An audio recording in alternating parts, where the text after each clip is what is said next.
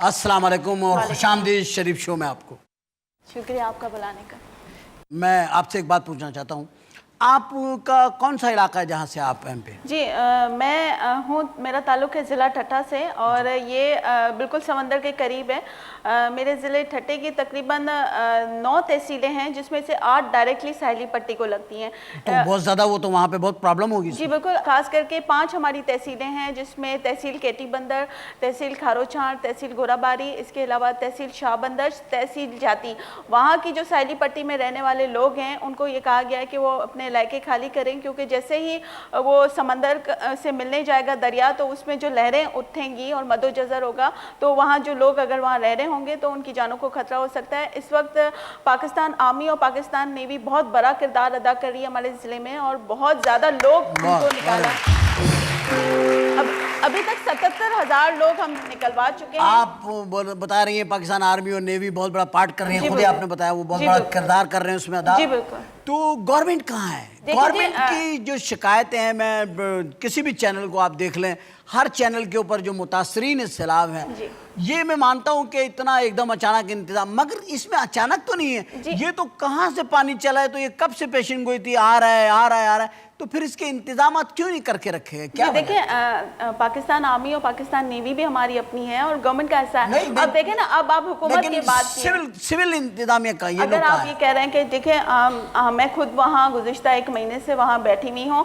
मैं आपको कल ही की बात बता रही थी कि मैंने कैंपों में वहाँ पे 2 डिलीवरीज हुई। 1 महीने से वहाँ बैठी हुई? जी बिल्कुल, हम काम ही कर रहे हैं, हम रिलीफ कैंपों में बैठ के काम कर रहे हैं। मतलब वहाँ I am over there which I want to say ji. और इस वक्त तकरीबन 143 कैंप्स चल रहे हैं जिला ठट्टा में, जिसमें हम 70,000 लोगों को ख्याल रख रहे हैं उनका। 70,000 लोग आप इस वक्त लुक आफ्टर कर रहे हैं जिला ठट्टा में? जी बिल्कुल। लेकिन ये जिला ठट्टे से शिकायतें हैं बहुत सारी आ रही हैं कि जी कैंप में खाना नहीं है, डॉक्टर्स नहीं है, तो हमारे पास आखिर इंतजामात क्यों नहीं होते और हम मुख्तलिफ हादसा से सबक क्यों नहीं सीखते हैं? हमारे पास जलजला आया था तो ये अफरा तफरी मच गई थी, हमारे पास मशीनरी नहीं थी ऊपर पहाड़ों में पहुंचाने की, मैं खुद वहां गया, देखा अभी भी हमारे पास यही प्रॉब्लम है कि हमारे पास इस वक्त तो हम बहुत बड़े डिजास्टर से गुजर रहे हैं। और ये अब हम लोगों में समझ आनी चाहिए कि इस वक्त जबकि हमारे मुल्क में 65% जो है वो 15 साल से कम उम्र के लोग या बच्चे हैं। 65% हमारी पॉपुलेशन 15 साल से कम उम्र की है, तो ये सारे बच्चों को 65% जो है वो 15 साल से नीचे हैं अभी। जी, अभी उनको हमने अच्छी तालीम देनी है, उनको सबसे बड़ी रिस्पांसिबिलिटी हमारी वो बच्चे। जी बिल्कुल, तो ये हमारी जिम्मेदारी। अगर अब देखने रिलीफ कैंपों में तो शायद बड़े इतने नहीं हैं जितने आपको बच्चे नजर आएंगे, बिल्कुल बेशुमार बच्चे और भूखे प्यासे। आपको मैं बताऊं, यूनाइटेड नेशन यूनेस्को की तरफ से ये डेटा आया है कि इस वक्त इन रिलीफ कैंपों में 35 लाख बच्चों की जिंदगी स्टेक पे लगी हुई है। तो ये तो देखे ना, ये तो जिम्मेदारी किसकी है? देखिए पब्लिक को देखे, हम तो मेरी भी जिम्मेदारी है, मैं समझता हूँ, लेकिन मेरी जिम्मेदारी कहाँ से शुरू होती है? जहाँ से सैलाब आ जाए। और आप गवर्नमेंट है, आपकी जिम्मेदारी वहां से शुरू हो जाती है जब सैलाब भी नहीं आया, मीलों उसका पता ना हो, तब भी आपके पास इंतजामात इतने पक्के होने चाहिए कि किसी वक्त भी कोई नागानी आफत आ जाए हम उससे कैसे निपटें। अगर ऐसा ही होगा हर मर्तबा कुछ ना कुछ होगा तो हमारे पास यही होगा, हम भागेंगे सड़कों पे। अल्लाह ना करे कि ऐसा दोबारा कभी हो, लेकिन इसमें से अल्लाह करे हम निकल आए किसी तरीके से, और शायद उसमें वक्त लगेगा। अभी तो रेस्क्यू का काम चल रहा है। मैं आपको बताऊं कि अभी भी हम कोशिश कर रहे हैं हुकूमत मिलके हमारे दूसरे इदारों के साथ कि हम लोगों को निकाल के लाएं। अच्छा, कितने कैंप आपने लगाए हुए ठट्टा के अंदर? जी, मैं आपको अभी बताई थी, तकरीबन 143 कैंप्स हैं हमारे पास, जिसमें हमने अभी 77,000 लोगों को रखा हुआ है रिलीफ कैंपों में। 77,000 जो लोग हैं उनको आपने वो कर लिया अभी? जी बिल्कुल। और अभी हमें और टारगेट है कि हम विदिन 2-3 दिन के अंदर हम 40,000 लोग और निकालें और हम इंशाल्लाह निकाल लेंगे। अल्लाह ताला आपको कामयाब करे। मेरी नजर मैं तो सिर्फ ये करूँगा, जो इतने NGO और मुखैर हजरात काम कर रहे हैं और जो सियासी पार्टियां भी काम कर रही हैं, तो मैं एक बात आपसे पूछना चाहता हूँ, मुझे बताइए वो कब होगा ऐसा कि जिन लोगों ने पाकिस्तान से करोड़ों रुपए कमाए, अरबों रुपए कमाए, कोई अरबों ले गया, कोई अरबों खा गया, कोई बैंकों के पैसे माफ़ करवा लिए, किसी ने पूरे की पूरी कंपनियां ले ली, किसी ने पूरे के पूरे जो जिसके हाथ में आया वो ले गया। लेकिन ये वक्त देने का है। ये वो वक्त है जिन्होंने अगर लूटा है नाजायज जायज, लेकिन उनके पास है तो लिस्ट में तो हैं अभी तक, अलावा दो तीन लोगों के अलावा मैं कहता हूं कि मेरा ख्याल है सदर साहब ने भी दिए शायद 10 लाख रुपए। जी बिल्कुल। और प्राइम मिनिस्टर साहब ने भी प्राइम मिनिस्टर साहब ने कितने दिए? तकरीबन 10 लाख। 10 ही लाख रुपए उन्होंने दिए। अल्ताफ हुसैन साहब ने दिए। जी बिल्कुल दिए। कुछ लोगों ने दिए हैं, 2-4 लोग हैं पार्टी।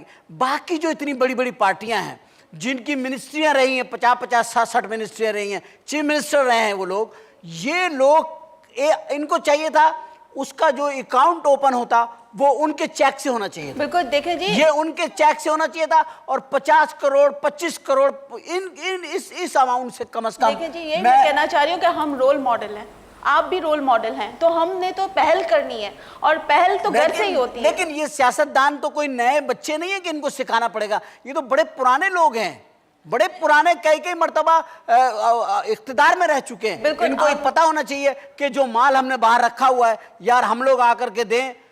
10 लाख रुपए सदर साहब ने दिए, मुझे तो बड़ी खुशी हुई ये कि वो भी मेरी तरह के गरीब आदमी है। देखिए जी, हम सबको इस वक्त अपना दिल बड़ा करना पड़ेगा। आपको पता है कि इस वक्त कराची जैसे कॉस्मोपॉलिटन सिटी में 18,000 मुख्तलिफ फैक्ट्रियाँ, छोटी बड़ी फैक्ट्रियाँ काम कर रही हैं। अब उनके जो मिल्स के ऑनर्स हैं वो सालाना लाखों करोड़ों रुपए एड्स में दे देते हैं। अगर 1 महीना 2 महीना एड ना चली क्या फ़र्क पड़ा, लेकिन हम वो पैसा लेकिन वो पैसा हम इन रिलीफ के कामों में दे दें। इस मुल्क में बहुत बड़ी बड़ी कंपनियां हैं जो कि तेल निकालती हैं, ऑयल को ढूंढ रही हैं, वो बाहर की कंपनियां हैं। बहुत सारी ऐसी मल्टीनेशनल कंपनीज हैं वो यहाँ पे बिजनेस आके करते हैं और ये बाहर की कुछ नहीं और यहाँ से डॉलर्स की सूरत में निकाल रहे हैं। ये हमारे मुल्क की जमीन से तेल निकालते हैं, उसे डॉलर्स में हमें बेचते हैं। इजाजत मैंने दी है तेल निकालने की? नहीं जी, मैं ये कहती हूँ आज देने का वक्त है। तेल निकालने की इजाजत किसने दी है? जी खुद हुकूमत, आप लोगों ने दी है ना। मैं कहती हूँ तो आप उनसे बात करें ना। आप बिल्कुल ये कह रहे हैं, लेकिन देखिए ये तो इंडिविजुअल का भी काम है ना। मैंने ऐसा भी लोग देखे जो कि एक वक्त का खा रहे हैं और एक वक्त का जाके रिलीफ कैंपों में दे रहे हैं। वो कहते हैं कि जी हमारे पास अगर 2 वक्त का है तो हम एक वक्त उनके साथ शेयर करते हैं। तो ये वक्त है जब हम शेयर करें, जब हम केयर करें। आज तक हम इस मुल्क को नोचते ही रहे, हम ये कहते रहे कि हमें मुल्क ने क्या दिया, हमने मुल्क को क्या दिया, ये सोचें। और ये वक्त है वो जो आप कह रही हैं कि हमने मुल्क को क्या दिया। बिल्कुल, और अगर हम इस वक्त नहीं देंगे तो फिर शायद कभी हमें अल्लाह भी ना माफ करे, क्योंकि ये सबसे ज्यादा मुस्तहिकीन है। आप सोचें वो अपना घर हुकूमत की लगी नहीं रही है तो लग रहा है आप ऑपोजिशन की है। नहीं जी, मैं ये बात करना चाहती हूँ एक बतौर इंसान के भी हमारी जो फीलिंग। अच्छा, बतौर हुकूमत नहीं, आप बतौर इंसान बात। मैं बतौर इंसान बात करती हूँ। देखिए जी, इस वक्त बड़ा आसान होता है किसी भी हुकूमत को क्रिटिसिज्म करना और किसी की क्रिटिसिज्म करके किसी को बुरा भला करना। नहीं, बुरा भला तो किसी ने भी उनको नहीं कहा। तो ये बात कर रहा हूँ मैं, तो बड़ी आम सी बात है कि आखिर अगर मेरे घर में 4 मेहमान आने कभी जिंदगी में तो आदमी 4-6 का तो इंतजाम करके रखता है ना। बिल्कुल जी, सही तो ऐसा इंतजाम, ये मैं कोई इस गवर्नमेंट की बात नहीं कर रहा हूँ, ये मैं हर गवर्नमेंट की बात कर रहा हूँ। किसी गवर्नमेंट के पास हमारे पास सिस्टम ही नहीं है। देखिए जी, अभी हमारे पास वो डिजास्टर मैनेजमेंट अथॉरिटी है, अभी वो काम करने शुरू किए हैं। हम उनकी वेबसाइट पे डिटेल देखते हैं तो वो उनके डेटा ये होता है इतने लोग मर गए, इतने बच गए, इतने कैंपों में। अरे भाई, आप क्या न्यूज़ एजेंसी हो कि जो हमें इन्फॉर्मेशन दे रहे हो? आपका काम है कि जाओ ग्राउंड पे उतरो और काम करो, आप लोगों को रेस्क्यू करो, आप रिलीफ देखो, आप लोगों को रिहेबिलिटेट करो। उमेरा कोई भी तो ग्राउंड पे नहीं उतर रहा, सब हेलीकॉप्टर ही घूम रहे हैं। नहीं जी, ग्राउंड पे क्यों नहीं आ रहे? हेलीकॉप्टर से देख रहे हैं नीचे लोग, और फिर हेलीकॉप्टर का जो फैन चलता है उससे उनके जो गरीबों के थोड़े बहुत कपड़े जिस्म पे वो भी उड़ जाते हैं। जी, झोंपड़े भी उड़ जाते हैं। लेकिन इस वक्त रिलीफ के कामों के लिए हेलीकॉप्टर इस्तेमाल हो रहे हैं और बहुत बड़ी तादाद में लोग रेस्क्यू हो रहे हैं और लोग जो घरों की छतों पे बैठे हैं, हेलीकॉप्टर से मैंने देखा आर्मी के नौजवान, अल्लाह उनको जिंदगी दे, वो उतरते हैं हमारे फौजी भाई और जा रहे हैं और कच्चे में, पक्के में, दलदल में, दरिया में, हर जगह से निकाल के ला रहे हैं। बिल्कुल, तो हम हेलीकॉप्टरों को बुरा नहीं कहते। हेलीकॉप्टर कोई जानदार चीज नहीं है जी, मैं अप्रिशिएट करना चाहूंगी। हेलीकॉप्टर सर्विस जो है वो बेस्ट हो रही है, लेकिन मैं बता रहा हूँ कि कच्चे में उतर के देखे ना जरा, इतने पानी में जाके। मैं आपको बताऊं कि इसके अलावा किश्तियों से लोग रेस्क्यू होकर निकलते हैं, किश्तियों में बैठ के उनको निकाला जा रहा है और लोग एक दूसरे की खुद भी मदद कर रहे हैं। अच्छा, हम कितने बड़े प्रॉब्लम का शिकार होने वाले हैं। हम थोड़ी सी बात को थोड़ा सा समेटते हुए करते हूँ कि ये देखिए, अब आ रही है बकरा ईद भी आने वाली है, ईद आएगी, ईद भी मनाने का दिल नहीं कर रहा है ऐसे हालात में। चले वो किसी ना किसी तरह लोग उसको वो करेंगे सेलिब्रेट, चाहे सादगी से करें। उसके बाद बकरा ईद है जो होते ही जानवरों के साथ उसका ताल्लुक है कुर्बानी का।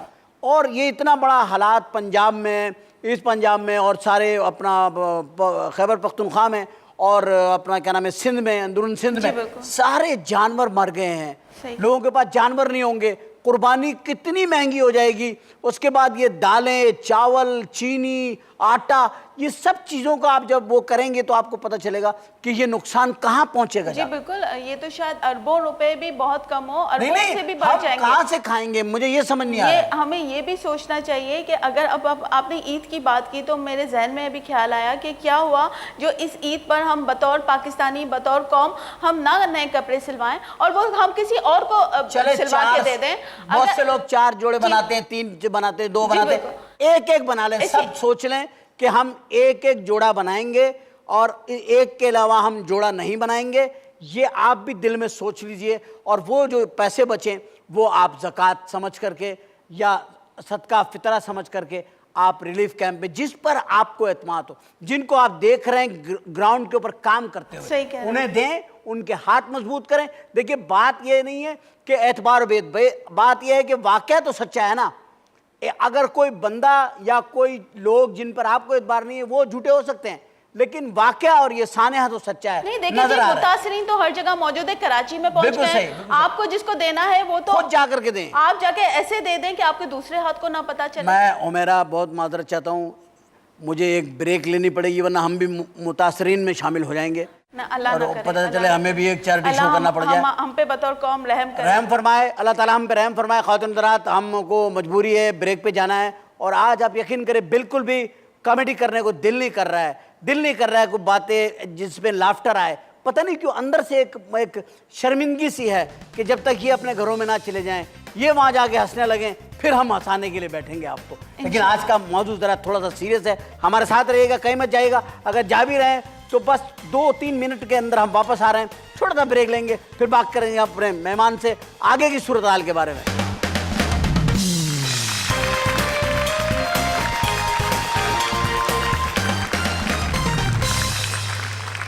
Welcome back after the break. और हम ब्रेक से वापस आए, हमारे साथ तशरीफ़ फरमाए मोहतरमा हुमैरा अलवानी साहिबा। और हुमैरा, मैं एक बात आपसे पूछना चाहता हूँ और मैं चाहता हूँ आप उसकी तस्दीक करें।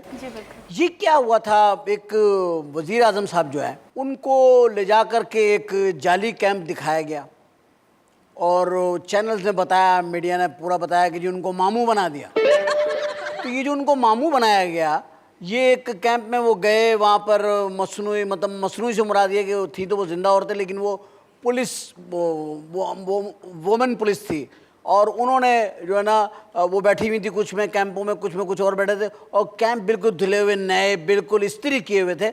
तो कोई उन पर शिकन तक नहीं थी कि उनमें कोई गया आया है और बहुत अच्छी चटाई और तकिया और चारपाई वगैरह थी। तो एक चारपाई थी सिर्फ, जबकि मेरा ख्याल है एक मुतासरीन तो आ ही नहीं रहे होंगे। आई थिंक जी बिल्कुल, वो तो ज़ाहिर है पूरी फैमिली आ रही है, तो वो चारपाई अजीब सी लग रही थी उसके पॉइंट ऑफ व्यू से।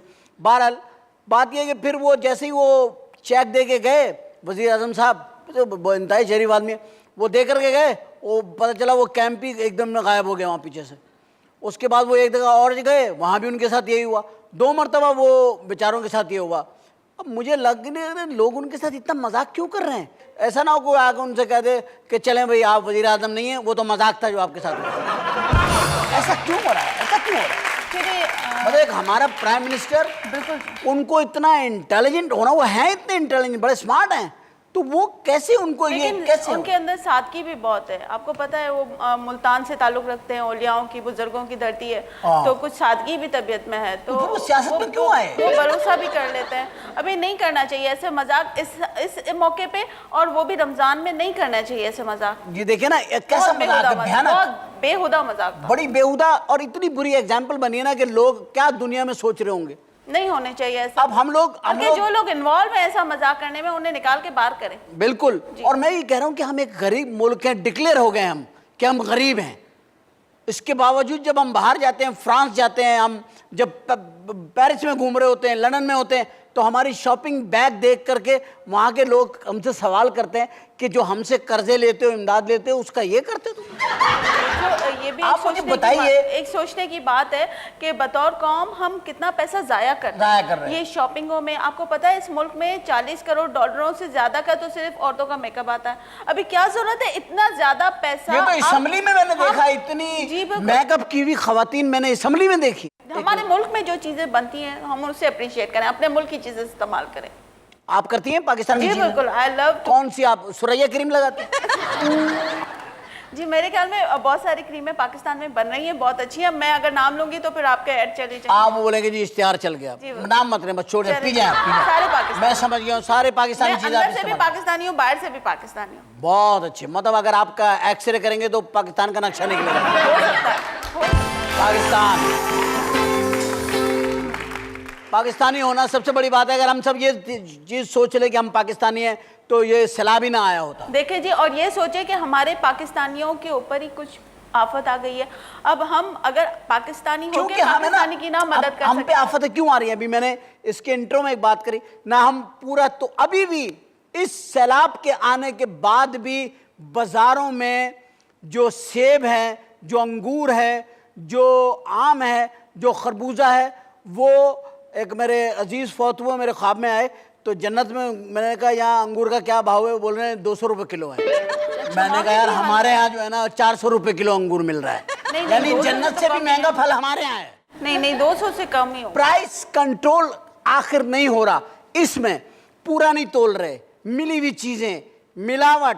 अभी भी ये हमारे पास रिपोर्ट आ रही है कि जी वो जो ये सैलाब में जो जानवर मर गए हैं, बह गए हैं, उनको भी खरीदने के लिए कुछ लोग वहां पहुंच गए। अच्छा, तो मैं तो रिक्वेस्ट करूंगा आपसे, जो लोग गोश्त खरीद रहे हैं, ना पहुंचे, कुछ और करने के लिए पहुंच गए? नहीं, इसलिए पहुंच गए कि वो जानवर उठा ले वहां से और उन्हें यहाँ पे ज़िबा करके दोबारा से फिर उनको उनको बेचा जाए। तो ये एक बड़ी बुरी अलामत है, यानी कि इसी बात पर अजाब आया है, इसी बात की सजा मिल रही है, वही हम रिपीट कर रहे हैं सैलाब में। सारी बातें, महंगाई भी कर रहे हैं, हर चीज़ हम वो कर रहे हैं जो जिससे अल्लाह तबारक ताला को वो है, जिद है। सही कह रहे हैं। और इस वक्त मतलब मुर्दा जानवरों का वो क्या करेंगे? मैं तो पूरे पाकिस्तानियों को कहती हूँ खुदा के वास्ते गोश्त खाना तो बंद कर दें, पता नहीं क्या खिलाया जा रहा है हमें। बिल्कुल सही बात है, बल्कि आपको भी मैं बता रहा हूँ कि कैंपों में खाना देने से पहले बिल्कुल पूछे, क्योंकि ये बीमारियां जो आ रही हैं इसकी कोई ना कोई वजह होगी। बिल्कुल, हम सब्जियां खिलाएंगे, सब्जियां खिलाएं, दालें खिलाएं। उसमें क्या करेंगे आप? दालों में तो चलो कोई दांत अंदर कंकर वंकर आएगा, आप निकाल दोगे कड़च पड़च करके, वो तो हो जाता है। सही है। लेकिन आप गोश्त का क्या करेंगे? आप उस गोश्त से तो नहीं पूछ सकते भाई तुम मरे हुए थे कि जिंदा थे जब हमें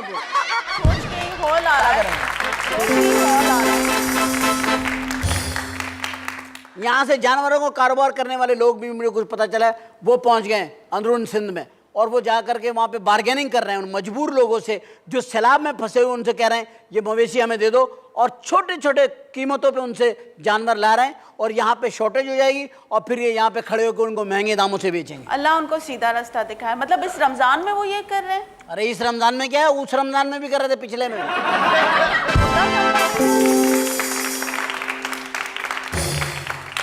वैसे देखे ना, सैलाब तो कोई एक सैलाब तो है नहीं पाकिस्तान में, 3 सैलाब आए हुए हैं।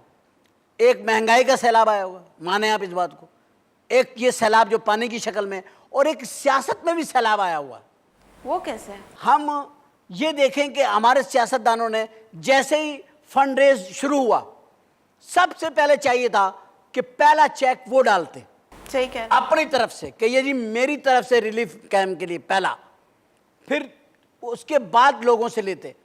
अब अभी पैसे हमारे पास आए नहीं है, अभी हम उसका हिसाब लगा रहे हैं, कोई दे रहा है। ये भी बहुत सही बात है कि बहुत सारे ममालिक देंगे, वो इंस्टॉलमेंट में देंगे, बहुत से किसी और फॉर्म में देंगे, कर्जों में देंगे, बहुत सारे होंगे। लेकिन ये हम इमदाद पे ही क्यों नहीं काम चला लेते? कर्जों पे इतने बजट जी, क्यों है? बिल्कुल, मैं भी इस बात से आपकी तो एग्रीड हूँ कि हम बजाय के फौरन इवन ऐड भी मांगे, क्या हम बतौर कौम, क्या हमारे ज़मीर मर गए कि हम अपने भाइयों की खुद मदद ना कर सके? आप एक तसव्वुर करें, अगर हम एक खानदान समझ लें और एक भाई पे आफत आएगी तो क्या दूसरा भाई उसकी मदद नहीं करेगा? आज हम अपने दिल बड़े करें, अगर हम आज देंगे तो अल्लाह हमें 100 गुना वापस देगा। हम एक बार दिल तो अपना खोल के देखें, क्योंकि अल्लाह को बखील पसंद नहीं है और अल्लाह ने कहा बखील जन्नत में नहीं जा सकता है। तो अगर हमें जन्नत कमानी है तो इसी दुनिया में हमारे पास वक्त है, हम इसी दुनिया में कमा सकते हैं। किसी की मदद करेंगे, अल्लाह हमें एक की जगह 100 करके देगा। बेशक, बेशक, बिल्कुल सही, बहुत अच्छी बात है। देखिए, मैं एक चीज़, आप भी कहीं, आपकी भी गाड़ी कहीं फंस गई थी पानी वानी में कहीं? हाँ जी, वो जाते हैं कामों से तो फंस भी जाते हैं कभी। तो एक खातून तो बोरची खाने में डर जाती हैं बेचारियाँ, तो आप पानी में सलाब में, नहीं मैंने जी, वो अब तो आदी हो गए हैं, इतनी मुश्किलें पड़ी कि आसान हो गई सब। मैं तो इतनी मुश्किलें पड़ी। जी जी, अब तो रूटीन है, जिंदगी है, काम होते हैं, काम में प्रॉब्लम्स आते हैं, प्रॉब्लम्स में से निकलना है। अब चैलेंज समझ के लेती हूँ, हमें अब इस जो हमारे ऊपर अल्लाह ने ये आफत दी है, तो हम इसको चैलेंज समझें और इस चैलेंज से निकलने का हम रास्ता ढूंढें और इसको अपॉर्चुनिटी में चेंज करें। मैं अपनी ज़िंदगी में भी यही करती हूँ कि जब अल्लाह मेरे ऊपर कोई मुश्किल डालता हो तो मैं सोच लेती हूँ कि ये चैलेंज है और अब मैं इस चैलेंज को अपॉर्चुनिटी में चेंज करूँ। Very good, very good. ख़ातिन हज़रात, ये गुफ्तगू का सिलसिला जारी है, लेकिन वही जो आपको पता है, मुझे भी और हर चैनल को एक बीमारी है और हमें अपने चैनल की ज़िंदगी भी प्यारी है और वो ज़िंदगी जो है वो इश्तिहारात में रखी हुई है। तो मैं एक छोटा सा ब्रेक लूँगा, बहुत छोटा सा, तकरीबन 1 मिनट का ब्रेक लूँगा और ब्रेक से वापस आते हैं और फिर अपने अगले मेहमान के साथ गुफ्तगू शुरू करते हैं। तो हमारा इंतज़ार कीजिएगा, कहीं बच जाएगा, अभी आ रहे हैं वापस फ़ौरन। Thank you.